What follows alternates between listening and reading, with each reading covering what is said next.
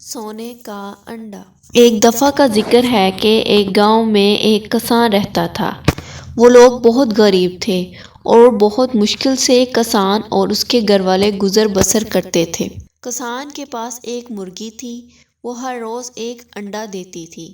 وہ کوئی عام انڈا نہیں تھا بلکہ وہ انڈا سونے کا ہوتا تھا۔ کسان وہ انڈا بازار بیچ کر دن بدن امیر ہوتا جا رہا تھا، مگر کسان ایک انڈے سے مطمئن نہیں تھا جو اسے روزانہ ملتا تھا۔ کسان کے دل میں لالچ آ گیا تھا اور وہ بہت جلد بہت زیادہ امیر بننا چاہتا تھا۔ ایک دن کسان نے اس بات کے متعلق کافی غور و فکر کی اور غور و فکر کرنے کے بعد کسان کے ذہن میں ایک خیال آیا کہ میں اس مرغی کو ذبح کر لیتا ہوں اور سارے انڈے نکال لیتا ہوں۔ اگلے دن اس نے ویسے ہی کیا جیسا اس نے سوچا تھا۔ مرغی کو ذبح کیا اور مرغی کو ذبح کرنے کے بعد کسان دیکھتا ہے کہ مرغی کے پیٹ میں کوئی بھی انڈا موجود نہیں ہے۔ کسان یہ دیکھ کر بہت پریشان ہوتا ہے۔ کسان کے پاس جو پیسے تھے دن بدن کم ہوتے جا رہے تھے اور کسان پہلے سے غریب ہوتا جا رہا تھا۔